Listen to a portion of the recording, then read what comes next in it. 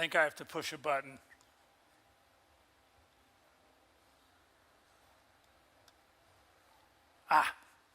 So first off, I'm really impressed by the amount of knowledge and synergy that already exists when now this dates me, but when the Beatles broke up, the comment was made that the whole was greater than the sum of the parts.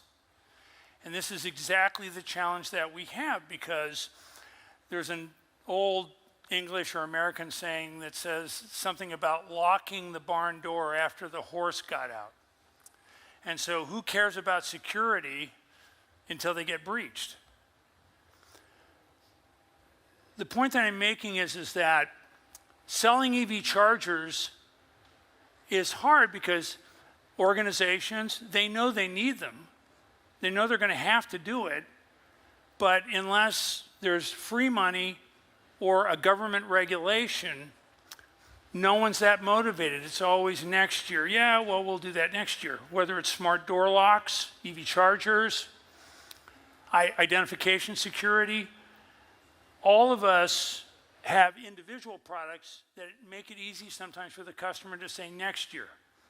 So our challenge is to work with the guidance of LEGIC and Dormakaba to construct this rich fabric of capabilities so that our customers might buy one of your products first, but then they have access to all of these other things that they may not even know they need right now. And what ties it together is security, because all of our systems are going online, which means every system that is connecting to a server is at risk. Now, I'm talking about EV charging because we are standing at the cusp of the single biggest consumer adoption event since, I don't know, smartphones in the early 2000s, televisions in the 60s. Every vehicle that you have seen today on the roads in your hometown over the next 10 to 15 years will become electric. So in the United States, from 2010, when the Leaf and the Volt came out, to the end of last year, we sold a grand total of 12 million electric vehicles. In the next 7 years, we're projected to sell somewhere between 25 and 32 million electric vehicles, which means there's a multiplication factor. So that means there's actually going to be more like 27 to 35 million chargers. And those chargers have to be intelligent to be able to manage the electrical outputs so that you don't exceed the electrical supply. So when you have this kind of a growth rate, how much you're selling, how much is going to be sold to everybody, and then how that gets installed and checked becomes a different issue than the product itself. So it's not just how do our products work, but how do they scale? So the problem that we see is not the connection to the web, but it's the fact that cellular and Wi-Fi networks are not necessarily the best way to connect things. Number one, no one talks about this. I haven't heard anyone talk about it today, but in the United States this year, we are short 80,000 electricians because older people are retiring from the business and younger people aren't coming in. So at the time we have this huge labor pool that's going down when we're trying to not only install these millions of chargers, but also now we're going to convert our homes to all electric because, gas heaters and gas water heaters and stoves emit too many emissions. This graph up here shows you the darkest colors are where you are 30% below what you need for electricians to do this. I imagine a map of Europe would look very similar. So if you have to put up a charger, for example, you can do that with power and ground. But if that electrician who's not trained to set up a wireless network has to first install the charger or any other device electrically for power, but then they have to network it, that's a double job. And we're already short on labor.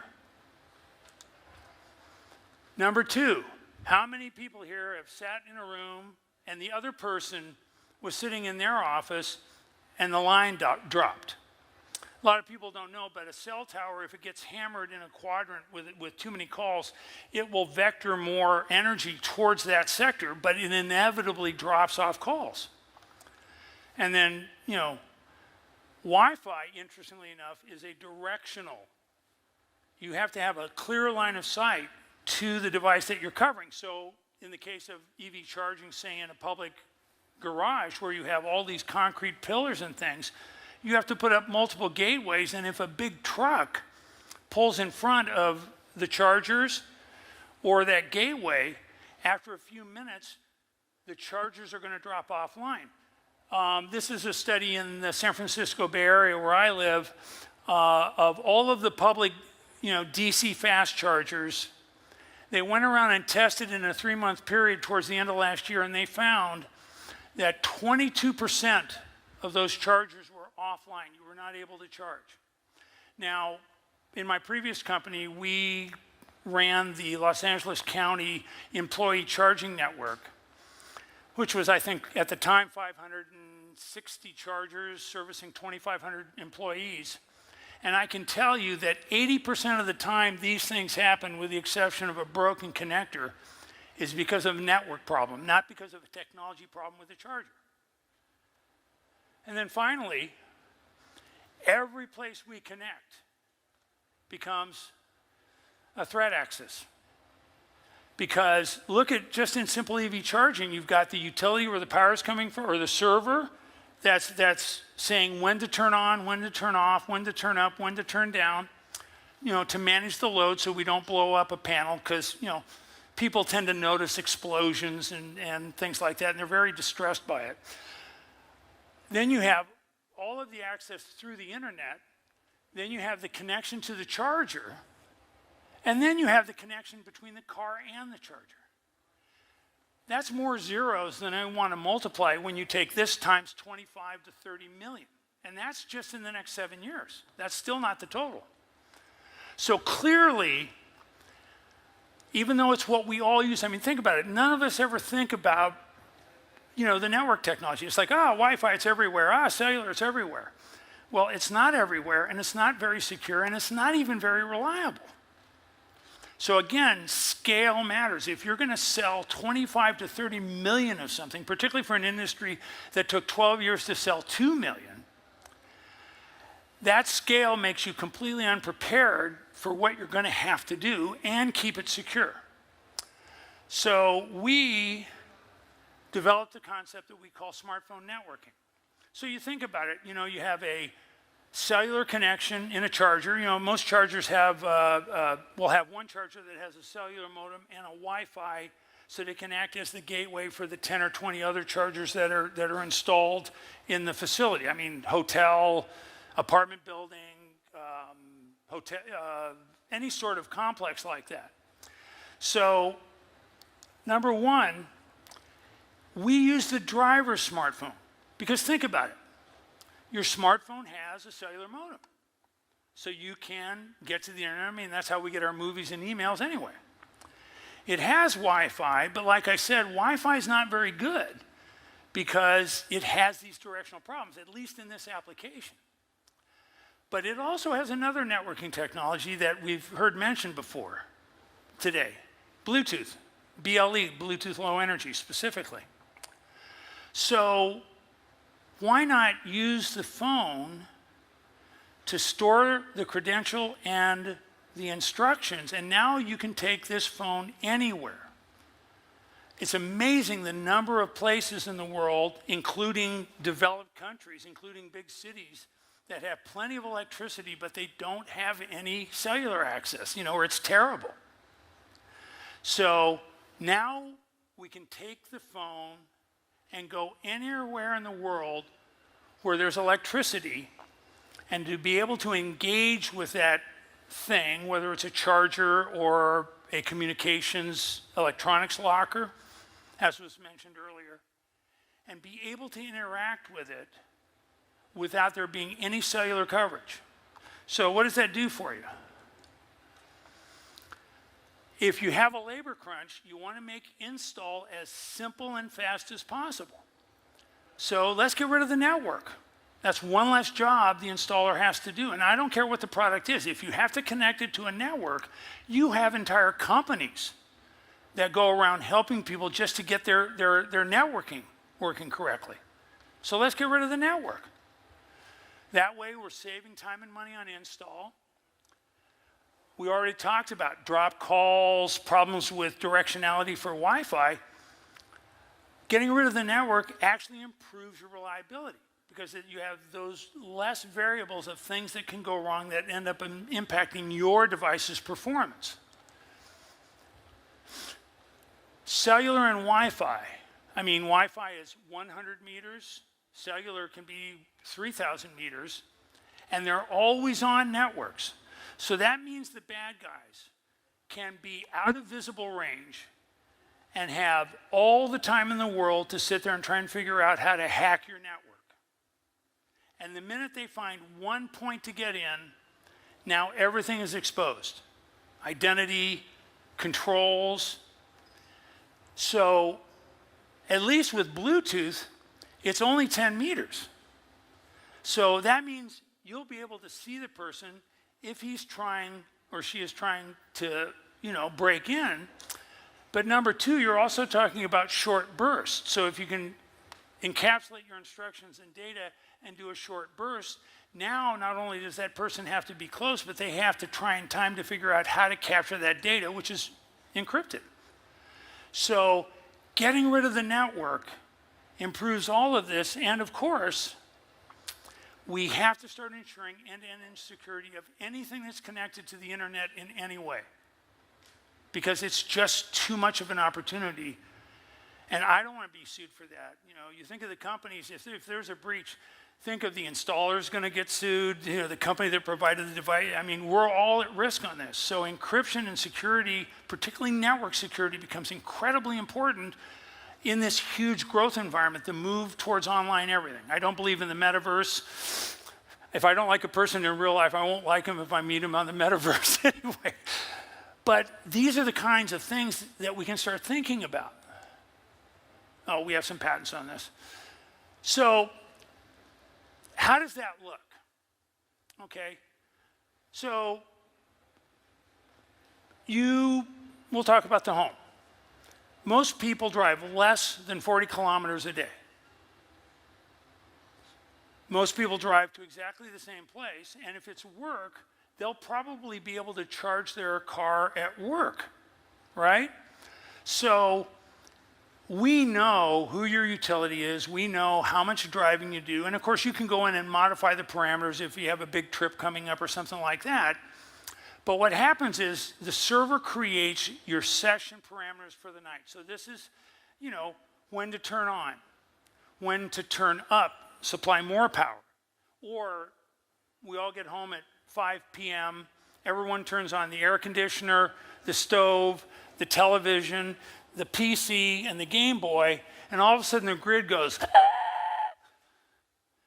So we know when to charge and when not to charge. And think about it. If you're only going 30 kilometers back home or 15 kilometers, your battery is completely full. So we don't need to have every charger plugged in and prepared to run all the time anytime it's plugged in, because it's just too expensive. So we create what we call session parameters that say, okay, when you plug in, authenticate the guy, but don't turn on until after 4 p.m. or don't turn on turn on a little bit from say 4 to 5, but then turn down for the rest of the night. I think it's happening here in Europe, but in California, the three big utilities have all instituted what are called time of use schedules that say that if you use electricity in this period of time, it can be dramatically less expensive The reverse, and again, I don't know the European utilities, I'm learning, but if you go over your allotted amount, not only are you charged triple for that electricity, but now your base rate has just gone up for the next 90 days because they figure it on a rolling 90-day schedule. So managing energy is incredibly important. So the server knows all of this, so it's going to create the parameters and a digital key, which we get from LEGIC. And once those are created, sometime during your drive home tonight, we're going to send that digital key and those parameters to your phone. Now, you get home, the garage door goes up. We designed our module to automatically pair with the phone. And so as you pull in, then that access key and those parameters are sent straight to your charger. All you have to do is get out of the car and plug in, go in and have dinner and go to bed. Now, you plug in, the charging starts. Most utility and government subsidies for chargers today require that the charger company or the network operator send that data to the utility. That's kind of the price. So one of the reasons that we pick Bluetooth as opposed to, say, RFID or NFC is because it's bidirectional. Because I need to get that data back out. If you're a company, you need to get that back out for what are called low carbon fuel standard credits so that you can actually use the credits that the government will give you for putting in an EV charging system for your employees and guests. And it helps defray the cost of all of this. So they need that data. So now the next morning comes, you have breakfast, kiss everyone goodbye, you walk out into the garage, the phone pairs automatically again, and now it's going to send the data using Bluetooth back to your phone. Now, your home could be in the middle of town. Your home could be a vacation home up in the mountains where, you know, there is no cell signal or the cell tower is over on the other side of the hill. So when it's in your phone, just like the instructions and the key, now you can carry data back from something. And when the phone finally gets into cellular coverage, it automatically uploads it to the server. So we, in essence, can manage an electric vehicle charger just as if it was on a Wi-Fi cellular 24/7 network, but we don't need the network. Which means that you can put that charger or that device anywhere, as we heard earlier in the presentation. And of course, if you can't make it secure, it doesn't matter. Security is going to become, if it isn't already, not only the unifying theme of this, but it becomes essential for almost every network or delivery system that we have today. So we have designed the system to be able to use the same keys, the same credentials as the rest of our fellow LEGIC partners here and Dormakaba. But think of the markets that you can go into. For an EV driver staying at a hotel, the guest experience starts in the parking lot, not at the front desk. Who wants to have to park your car, walk all the way to the front desk, and then get some kind of a token to walk back and start the charger? Now you can just pull in, plug in, get your bags out, and head straight for your hotel room. Look at the growth of short-term rentals. And again, a lot of times these places are in areas where the communications infrastructure is not so good. Now you can control charging, batteries, access to doors, access to things that the homeowner or the person that owns the vacation rental wants you to have. Why did hotels switch to, smart locks? Because keys are a pain in the ass. So everything that we're talking about here works just as well in a multifamily situation. And then finally, oops, I hit the wrong button. I was disappearing things.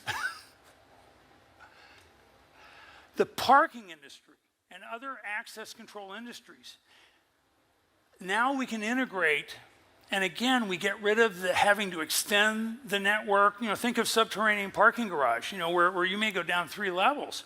I don't even want to think what the cost would be to try to extend cellular and Wi-Fi coverage all the way down there. So whether it's parking or other access control systems, instead of having to carry a key or an RFID card, you may or may not have those things, but everyone has one of these. So why not make this the universal access key? And my friend Marcus will tell you why at his booth, why that isn't necessarily so, but we'll talk about that later. Because of the way traffic and communications are moving, we have, as was said earlier, a tremendous opportunity to start securing telecom, datacom, cellular electronics cabinets. Until a few years ago, you could buy a key on the internet that would unlock about 70% of every traffic signal controller in the United States. Who gave a crap 20 years ago? It's a traffic signal. What do you care about a traffic signal? Well, then the crazies showed up, right? Thank you, crazies. They're helping our industry. So look at the growth in these markets. And then finally, staying with just the vehicle area for a second, the next thing that's coming, of course, is connected and autonomous vehicles. And it's not just the cars talking to each other. The cars are also going to be talking to different roadside sensors that talk about where, you know, traffic is in the future, if there's a break. So you have all of this electronics cabinetry that is going to need to be accessed and serviced occasionally by people, and you have to keep that access as secure as you can. To service a cell tower electronics, you can't use cellular in your phone because it'll fry the phone. And the carriers are very nervous about giving anybody access to those electronics. But if you can carry that access key in your phone and then use Bluetooth to push it into the cabinet, now you can have access, you can send reprogramming instructions, and I think just as importantly, you can take data out that's secure and send it to wherever you need to. So it's all the same theme that we're talking about here. So I guess my message to everyone here, and like I said, we're using security, but what we're excited about is what we call smartphone networking, the opportunity to take something that everybody has and someone else paid for. 83% of the world population has either a smartphone or access to a smartphone. How many is that? Almost 7 billion smartphones. Why are we not using this resource? We don't have to worry about obsolete modems because consumers buy new phones every year and a half. We don't have to worry about data plans because they all have unlimited data plans. So in a way, what you can think about smartphone networking is that we're effectively moving the cost of the network to the consumer who's happy to pay for it because they want the benefits. I think we can use smartphones and security to facilitate infrastructure growth everywhere. And it's not just electric, it's water, it's natural gas. These are all critical infrastructures that are under attack every day by cyber terrorists. And yet we have a device that everybody already has. It's not like we have to invent something new. I mean, what? Bluetooth's been around for 30 years, 40 years.